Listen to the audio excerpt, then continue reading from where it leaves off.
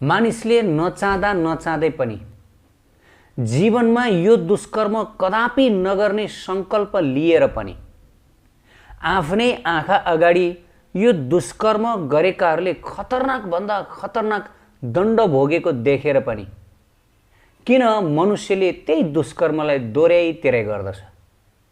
नचाहँदा नचाहँदै पनि इच्छा नभएर पनि किन मनुष्य बाध्य हुन्छ त्यो पाप गर्नको लागि, त्यो कुकर्म गर्नको लागि? केले मनुष्यलाई बाध्य गराउँदछ? हामीहरूको जीवनमा पनि यो अनुभव छ। नै नै नै म यो त सपनामा पनि सोच्न सक्दिनँ। कहिले कहिले के हुन्छ भन्दाखेरि हामीद्वारा जीवनमा यस्तो दुष्कर्म भइदिन्छ अनि त्यो दुष्कर्म भइसकेपछि हामीहरू यस्तो पश्चाताप गर्छौँ, मबाट जीवनमा यस्तो काम होला भनेर मैले सोचेको पनि थिइनँ, ओहो मबाट पनि यस्तो काम होला। प्राय जसो हामीसँग यो अनुभव होला। आफूले जे दुष्कर्म गरेका छौँ आफैसँग राखौँ, आफै सम्झौँ। तर यसो विचार गरौँ त, हामीले जीवनमा कति यस्तो काम गरेका छौँ जुन काम कुनै समय मबाट पनि यस्तो काम होला हामीले सोच्न पनि सकेका हुँदैन। त आखिर कुन चाहिँ त्यस्तो चिज हामीभित्र, कुन चाहिँ राक्षस लुक्या छ, कुन चाहिँ त्यस्तो दानव लुक्या छ अज्ञात रूपमा भित्रपट्टि कहाँ लुक्या छ जसले हामीहरूलाई जबरजस्ती मुन्ट्याएर घोकरी ठ्याक लगाएर तानेर अदमभन्दा अदम कार्यमा लगाउँदछ? आखिर के चाहिँ त्यस्तो राक्षस हो? त प्रिय भक्त भागवत, यसको उत्तर सम्भवतः अन्यत्र छैन। मानिसहरूले आफ्नै किसिमको उत्तर देलान्, तर मानिसहरूको उत्तरको के भ्यालु? कसको उत्तरको भ्यालु? भगवत गीतामा श्रीकृष्ण भगवानले जुन उत्तर दिनुभएको छ त्यो उत्तर नै सर्वश्रेष्ठ। भगवत गीता अध्याय 3 श्लोक संख्या 36 मा अर्जुनले यही प्रश्न श्रीकृष्णलाई गर्नुभएको थियो। सबैले ध्यान दिएर सुनौ, बडा सुन्दर उत्तर दिँदै हुनुहुन्छ। आजको यो प्रसङ्गमा हामीहरूलाई श्रीकृष्णले यस्तो सुन्दर र यस्तो मूल्यवान उपदेश दिँदै हुनुहुन्छ जुन उपदेशलाई हामीहरूले जीवनमा केवल आत्मसात मात्र गर्न सक्यौँ, केवल सुन्न मात्र सक्यौँ भने पनि हाम्रो जीवनमा हामीले चाहे भन्दा पनि ठुलो कल्याण हुन्छ, चाहे भन्दा पनि ठुलो।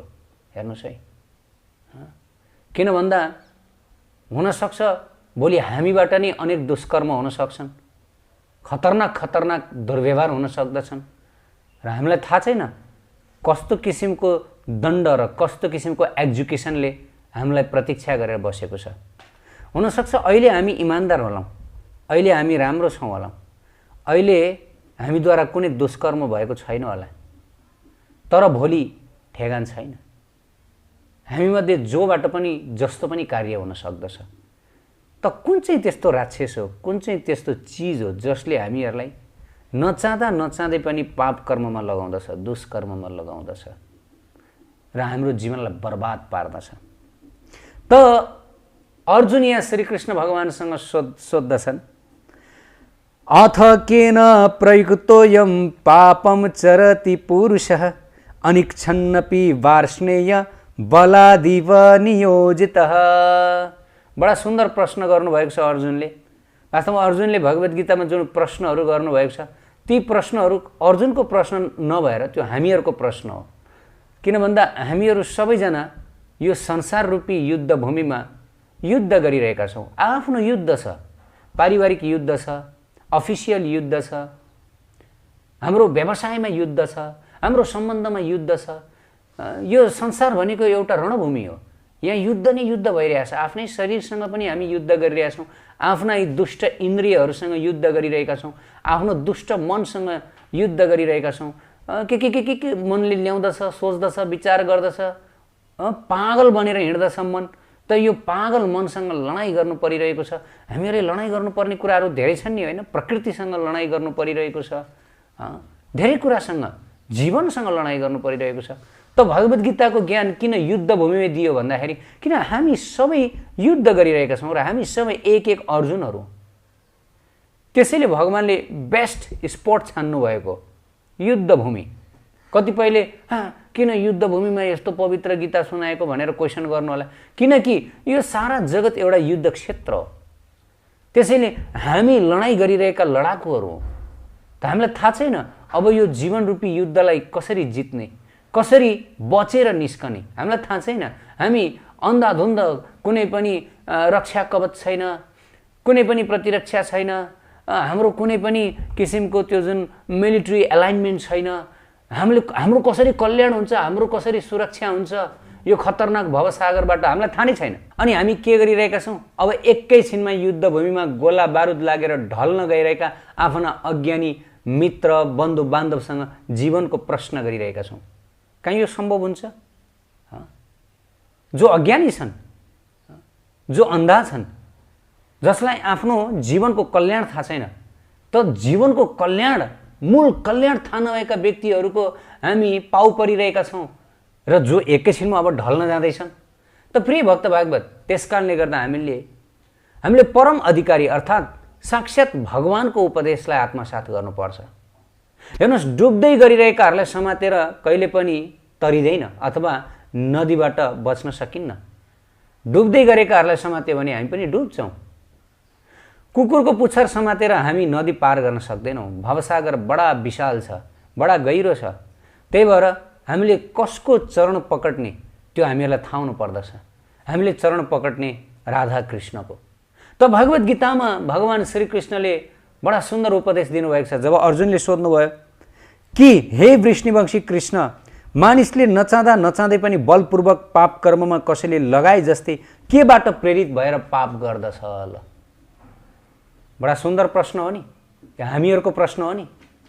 हामीहरू सबजना सङ्घर्ष गरेर बसिरहेछौँ यही कुरासँग। हामीहरूले चाहेका हुँदैनौँ।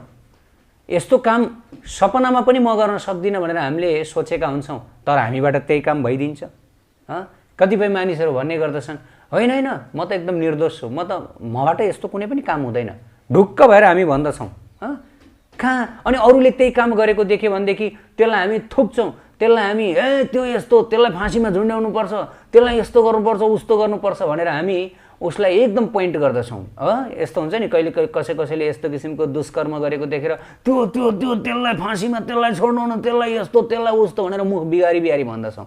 तर हामीलाई यो थाहा छैन त्यही काम हामीले पनि गर्न जाँदैछौँ। ग्यारेन्टी छैन। किनभने यहाँ बताइयो नचाहँदा नचाहँदै पनि हामीबाट पाप कर्म भइदिन्छ। किन? प्लान नगरिकन, योजना नबनाइकन, मैले जीवनमा यस्तो कर्म गर्न जाँदैछु भनेर थाहा नहुँदै। त्यस कारणले त गर्दाखेरि जो अपराधीहरूले यस्तो किसिमको भीषण दुष्कर्म गरेका हुन्छन्, कसैको मर्डर गरेका हुन्छन्, कसैको रेप गरेका हुन्छन्, अथवा यस्तो किसिमको भयानक भीषण अपराध गरेका हुन्छन्, पछि जब उनीहरूलाई कोर्टले सजाय सुनाउँछ कि उसलाई एक्जिक्युसन गर्ने अर्थात् उसलाई मृत्युदण्ड दिने अथवा उसलाई लाइफ इम्प्रिजनमेन्ट आजीवन कारावासको सजाय जब सुनाउँछ, त्यसपछि उनीहरू रुन्छन्, एकदम रुन्छन्। जब उनीहरूबाट कुनै दुष्कर्म भइदिन्छ, जब उनीहरू प्रहरीको फन्दामा पर्छन् अपराधीहरू, त्यसपछि उनीहरू आफ्नो बचाउका लागि भनेर एकदमै वकिलको खुट्टा मोल्छन्, यता जान्छन् उता जान्छन्, अनि आफ्नो गुनाह सिद्ध गर्नको लागि अनेक प्रयास गर्दछन्, प्रमाणहरू जुटाउँदछन्। त्यो बेला उनीहरू एकदम भयभीत हुन्छन्, डराएका हुन्छन्, गडसँग प्रे पनि गरिरहेका हुन्छन्, ओ गड बचाउनुहोस् भनेर। हेर्नुहोस्, मैले यस्ता धेरै भिडियोजहरू हेर्ने गर्दाखेरि पहिला एक्जिक्युसनसँग सम्बन्धित अर्थात् डेथ पेनाल्टी दिएका भिडियोजहरू पहिला धेरै पहिला मैले के देख्थेँ भन्दाखेरि जति पनि डेथ पेनाल्टी अथवा जुन लाइफ पेनाल्टी मृत्युदण्ड सुनाएका जो अपराधीहरू छन्, ती अपराधीहरू एकदम काम्दछन्, एकदम हात जोडेर गडसँग प्रे गर्दछन्, रुन्छन्, एकदम धुरु आँसु झारेर रुन्छन्, कोर्टमै रुन्छन्। अनि यतिसम्म कि जसलाई फाँसीमा झुन्ड्याउनको लागि भनेर लिएर गइन्छ, उनीहरूको खुट्टा काँपेर अगाडि बढ्दैन, खुट्टै टेक्न सक्दैन। अनि फियर, डर छ नि सबैलाई। अरे मर्न कसलाई मन लाग्छ? मृत्युदेखि हामी सबै भागिरहेका छौँ। तर पनि यहाँ अर्जुनले भगवानलाई सोध्नुभयो, यद्यपि मनुष्यलाई थाहा हुन्छ मैले यो दुष्कर्म गरेँ भनेदेखि म बच्न सक्दिनँ, म भोलि पक्रिन्छु र मलाई भोलि डेथ सेन्टेन्स हुन्छ। हेर्नुहोस्, यस्तो डेथ सेन्टेन्स दिन्छ। नेपालमा त यस्तो डेथ सेन्टेन्स दिँदैन होला, तर युरोप अमेरिकातिर यस्तो डेथ सेन्टेन्स अर्थात् मृत्युदण्ड दिइन्छ जुन हामी कल्पना पनि गर्न सक्दैनौँ। लिथियल इन्जेक्सन भन्ने हुन्छ। यो लिथियल इन्जेक्सन भनेको चाहिँ के हो भन्दाखेरि शरीरमा 3टा केमिकल इन्जेक्ट गरिन्छ। यो 3टा केमिकल मध्ये पहिलो जुन केमिकल छ यसले शरीरको र ब्रेनसँगको जुन कनेक्सन छ त्यसलाई टुटाइदिन्छ, व्यक्ति अनकन्सियस हुन्छ। भनिएको छ यो छिटो अपराधीलाई मार्ने यो चाहिँ दण्ड हो अरे, किनभने जुन गलामा फाँसी बाँधियो भने त अपराधीलाई कमसेकम 2-4 मिनट भए पनि छटपटिनु पर्छ, त्यसबाट पीडा हुने भयो। तर यो भनेको चाहिँ एकदमै छिटो। त्यही भएर विदेशतिर यो लिथियल इन्जेक्सन पनि दिन्छन्। यसमा 3टा केमिकलको प्रयोग हुन्छ। एउटा केमिकलले ब्रेनसँगको जुन कनेक्सन छ त्यसलाई टुटाइदिन्छ, अनकन्सियस हुन्छ भनेर भन्दछन्। अनि अर्कोले चाहिँ त्यस्तो के गर्दछ भन्दाखेरि अब शरीरका जति पनि सेल्सहरू छन्, मसल्सहरू छन् तिनलाई मारिदिन्छन्। अर्को सेकेन्ड इन्जेक्सनले मारिदिन्छन्, पुरै मारिदिन्छन्। अनि थर्ड इन्जेक्सनले मुटुलाई गएर रोकिदिन्छ र त्यो अपराधी मर्दछ। डेथ पेनाल्टी, यो लिथियल इन्जेक्सन। अनि अर्को एउटा इन्जेक्सन छ, अर्को इन्जेक्सन होइन, अर्को एउटा त्यो चाहिँ धेरै अगाडिदेखि चल्दै आइरहेको जुन चाहिँ इलेक्ट्रिक चेयर, बडा खतरनाक। यस्ता खतरनाक दण्ड सजायहरू छन् संसारमा, व्यक्तिले दुष्कर्म गरेर भोग्नु पर्ने यो संसारमा सरकारद्वारा भोगाइने। यो इलेक्ट्रिक सक भनेको कस्तो भन्दाखेरि त्यो अपराधीलाई चेयरमा राखिन्छ र उसलाई चारैतिरबाट बाँधिन्छ र उसमाथि 220 भोल्ट होइन, 220 भोल्टको करेन्ट हामीलाई लाग्यो भनेदेखि हामीलाई कति झड्का लाग्छ, यस्तो झड्का लाग्छ कि मरिएला जस्तै हुन्छ। त यो अपराधीलाई त्यो कुर्चीमा बाँधेर खुट्टामा, शिरमा चारैतिरबाट उसलाई 2500 देखि 3000 भोल्टको करेन्ट लगाएर, सक लगाएर उसलाई मृत्युको मुखमा पुर्याइन्छ। विशेष गरी जसले एकदम ब्रुटल मर्डर गरेका हुन्छन्। ब्रुटल भनेको एकदमै निर्मम हत्या गरेका हुन्छन्। यस्ता अपराधीहरूलाई यस्तो किसिमको कठोर दण्ड दिने गरिन्छ। कहीँ पब्लिकमा लगेर फाँसीमा झुन्ड्याइन्छ, कहीँ गनसुट गरेर मारिन्छ, कहीँ जुन शिर छेदन गरेर, यो जुन इस्लामिक कन्ट्रीहरूमा पब्लिकमा लगेर शिर छेदन गरेर मारिन्छ, जसले रेप गर्दछन्, जसले चोरी गर्दछन्, जसले ड्रग्स अल्कोहलको काम गर्दछन्, यस्ता स्मग्लिङ। त यो जुन दण्ड सजाय दिएको हामीहरू आफ्नै आँखाले देख्दछौँ, हामीले सुन्दछौँ र हामीलाई थाहा हुन्छ कि यदि मैले यो कार्य गरेँ भनेदेखि भोलि मलाई नि त्यस्तै हुन्छ, म बच्न सक्दिनँ। र हामीहरूले संसारमा यो पनि देखेका छौँ कि जसले गल्ती गरेको छ, जसले दुष्कर्म गरेको छ, अपराध गरेको छ, ऊ प्रहरीको हातबाट बचेको हुँदैन। जतिसुकै उसले आफूलाई बचाउने कोसिस गरे पनि, जतिसुकै उसले आफूलाई निर्दोष साबित गराउन कोसिस गरे पनि, भनिएको छ अपराधीले काहीँ न काहीँ आफ्नो जुन अपराधको निशाना छोडेको हुन्छ। जतिसुकै उसले आफूलाई बचाउन खोजे पनि ऊ बच्न सक्दैन। ऊ इन्स्ट्यान्ट कर्ममा गइहाल्छ। इन्स्ट्यान्ट कर्म भनेको तुरुन्तै कर्म। हेर्नुहोस्, कर्मको नियम बुझ्नको लागि हामीले धेरै ठुल्ठुलो शास्त्र पढिरहनु पर्दैन। संसारमा यसै जीवनमा मृत्युपछि कर्मको फल भोग्नुपर्छ, त्यो त सत्य हो, निश्चित हो। नरक जानुपर्छ, ईश्वरीय कर्म पनि भोग्नुपर्छ। तर मृत्युभन्दा अगाडि पनि हामीले कुनै किसिमको दुष्कर्म गऱ्यौँ भनेदेखि स्टेटले हामीहरूलाई सजाय दिन्छ।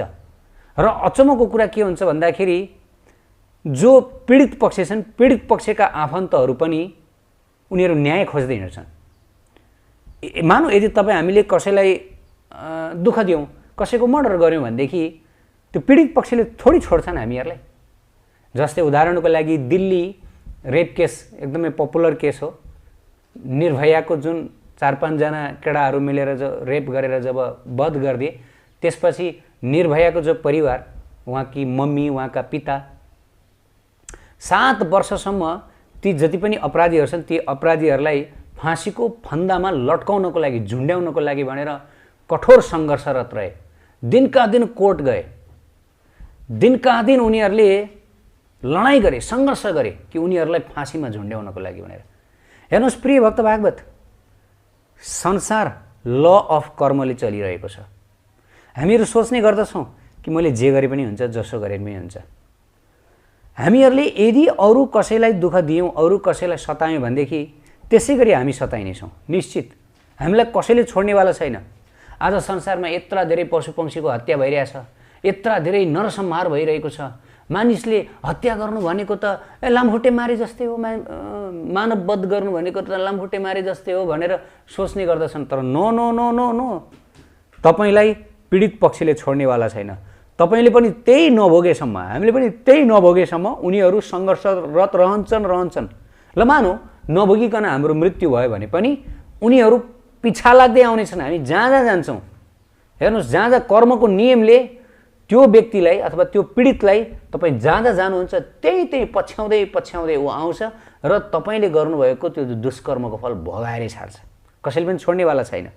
हेर्नुहोस् है, 1 रुपियाँ हामीले कसैको खाएका छौँ भने उसले त्यो 1 रुपियाँ ढुकेर बस्छ, मैले कहिले पाउँछु, यो फटा, यसले कहिले देला भनेर हामी बस्छौँ।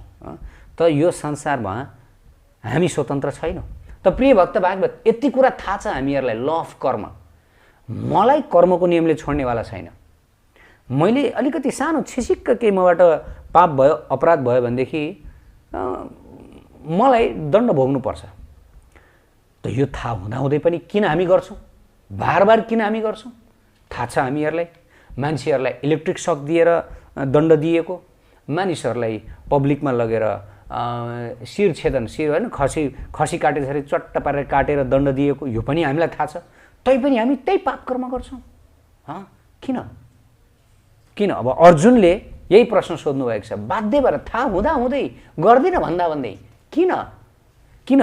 हेर्नुहोस् है, यथार्थमा भन्नुपर्दाखेरि जीवात्मा, हामी सबै जीवात्मा, हाम्रो शाश्वत स्वरूप हामी कौँ? जीवेर स्वरूप है कृष्ण र नित्य दास। हामी श्री कृष्णका शाश्वत दासहरू हौँ, राधा कृष्णका। त हामी उहाँका अंश, मामै वांश जीवलोके जीवभूत सनातन। कृष्ण भगवानले भन्नुभयो हामी जीवात्माहरू पनि कृष्णकै अंश। कृष्ण आनन्दमय सच्चिदानन्द भगवान, उहाँमा आनन्द छ, उहाँमा प्रेम छ, उहाँमा यस्ता किसिमका अपराधहरू छैन। उहाँ निर्मल हुनुहुन्छ, परम निर्मल हुनुहुन्छ। त उहाँको अंश हामी भएको छौँ भने, यदि हामी हौँ भने हामी पनि सच्चिद आनन्दमय र यस्ता किसिमका विकारबाट हामी पनि रहित हुनुपर्ने हो जीवात्मा। तर किन हामीमा विकार आयो भन्ने प्रश्न उठ्न सक्दछ। यथार्थमा हाम्रो आत्मामा विकार छैन, हाम्रो आत्मा पनि निर्विकार हो। जस्तो भगवानको अंश हो नि, जसरी आगोको त्यो झिल्को, त्यसमा पनि आगोको गुण हुन्छ, त्यसैगरी भगवत अंश हाम्रो आत्मा पनि भगवान जत्तिकै सच्चिद आनन्दमय हो। त्यो आनन्दको अंश हो, निर्मल, पवित्र, शुद्ध हो हाम्रो आत्मा। तर भइदिन्छ के भन्दाखेरि यो त्रिगुणमय, यो जुन शरीर, यो भौतिक जड शरीरद्वारा घेरिएर रहेको कारणले गर्दाखेरि यसो हेर्दा लाग्छ कि यो आत्मा पापी आत्मा हो, यो आत्मा दुष्ट आत्मा हो भने। तर आत्मा कहिले पनि पापी हुँदैन, कहिले पनि दुष्ट हुँदैन। आत्मा सधैँभरि पवित्र हो, सधैँभरि निर्मल हो, भगवत अंश हो। र तर जबसम्म यो आत्माले यो शरीर धारण गरिरहन्छ यो भौतिक जगतमा, भौतिक वातावरणमा, जबसम्म यो मायाको अधीनमा यो आत्मा रहन्छ, तबसम्म यो आत्मा मिथ्या अहङ्कारबाट ढाकिन्छ। मिथ्या अहङ्कार, यो मिथ्या अहङ्कारले उसको वास्तविक स्वरूपलाई भुलाइदिन्छ। वास्तविक स्वरूप भनेको के हो? म राधा कृष्णको म चाहिँ सेवक हुँ। जस्तै चैतन्य चरितामृत आदि लीला 4.165 बताइयो, आत्मेन्द्रिय प्रीति बान्छा तार बलि काम, कृष्णेन्द्रिय प्रीति इच्छा धरे प्रेम नाम। यथार्थमा भन्नुपर्दाखेरि जब व्यक्ति आफ्नो इन्द्रियको तृप्तिका लागि भनेर चाहिँ संसारमा सङ्घर्ष गर्दछ त्यसलाई काम भनिन्छ। तर जब कुनै व्यक्तिले राधा कृष्णको खुसीका लागि प्रयास गर्दछ भनेदेखि त्यसलाई प्रेम भनिन्छ। काम र प्रेम भनेको दुईटा उल्टा हुन्, फरक हुन्, अपोजिट हुन्, छाया।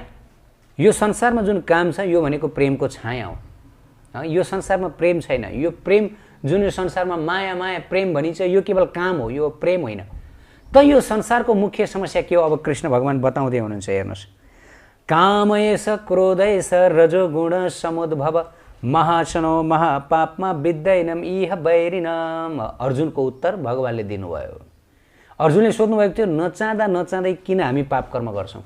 त भगवानले उत्तर दिनुभयो, मानिसलाई पाप कर्ममा लगाउने तत्त्व विषय वासना हो।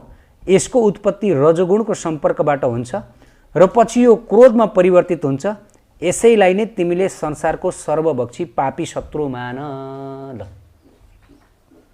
ल हेर्नुहोस्, यसैलाई कामलाई कामना, संसारको कामना, यो नै सबभन्दा ठुलो शत्रु हो।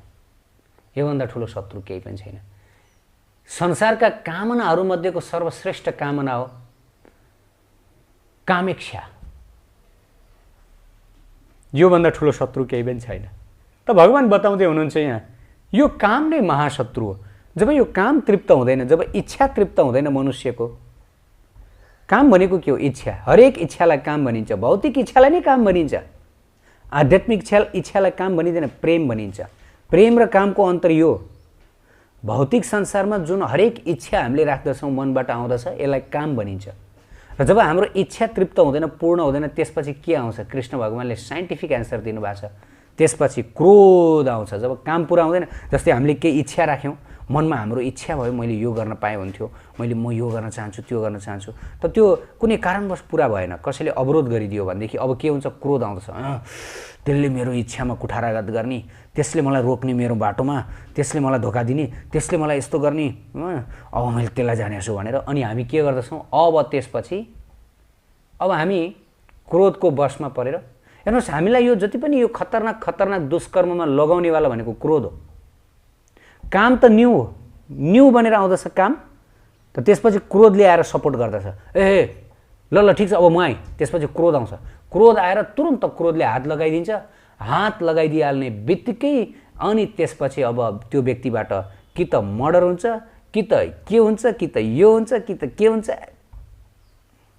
सोच्न नसकिने उसले करतुत गर्दछ र ऊ फन्दामा पर्दछ। यो संसारमा पनि ऊ फाँसीको फन्दामा जान्छ र मृत्युपछि पनि अनन्त नरकको पीडामा जल्नु पर्दछ र पछि अर्को जन्म 84 लाख पशु पंक्षीको योनिमा जन्मनु पर्छ। गरेको उसले एउटा दुष्कर्म सुरु कहाँबाट भयो? कामबाट। सपोर्ट कसले दियो? क्रोधले। भोग्नु पर्यो कसले? उसैले भोग्नु पर्यो। कहाँबाट उत्पन्न भयो? उही भित्रबाट। हामी भित्रबाट आउने हो नि यो काम क्रोध। यसको मतलब हामीले कस्ता खतरनाक राक्षसहरू पालेर राखेका छौँ भित्र, कति खुवाएर राखिरहेछौँ यो काम क्रोधलाई। यिनीहरू टाढाका शत्रुहरू होइन, यिनीहरू भित्रैका शत्रुहरू। टाढाका शत्रु भए चिनिन्थ्यो, तर भित्रका शत्रु भएर चिन्न सकिन्न। त प्रिय भक्त भागवत, त्यसकारणले गर्दा निर्दोष व्यक्तिहरू पनि इच्छा नभइकन पनि, इन्टेन्सन नभए पनि पाप कर्म गर्दछन्, दुष्कर्म गर्दछन्। केले लगाउँदछ? भौतिक इच्छा, काम। जबकि उनीहरूलाई थाहा छ यो काम गरे बापत म फाँसीमा झुन्ड्याइने छु, यो काम गरे बापत मैले कष्ट भोग्दछु, यो काम गरे बापत म नरक जान्छु, यो कार्यद्वारा मेरो बेइज्जत हुन्छ, मेरो अपमान हुन्छ, मलाई सबले थुक्छन्। थाहा भएर पनि उसले आफूलाई सम्हाल्न सक्दैन। ऊ विवश हुन्छ, ऊ बाध्य हुन्छ। जस्तै उदाहरणको लागि दिल्लीको जुन रेप केस थियो, मैले त्यो रेप केसको अलिकति स्टडी गरेको थिएँ। पछि जो 4 जना जो फाँसीमा झुन्ड्याएका, जो निर्भयका जो हत्याराहरू थिए, मैले उनीहरूको अलिकति डिप स्टडी गरेँ। त्यो स्टडीमा मैले के पत्ता लगाएँ भन्दाखेरि ती 4 जना व्यक्तिहरू बडा राम्रा व्यक्तिहरू,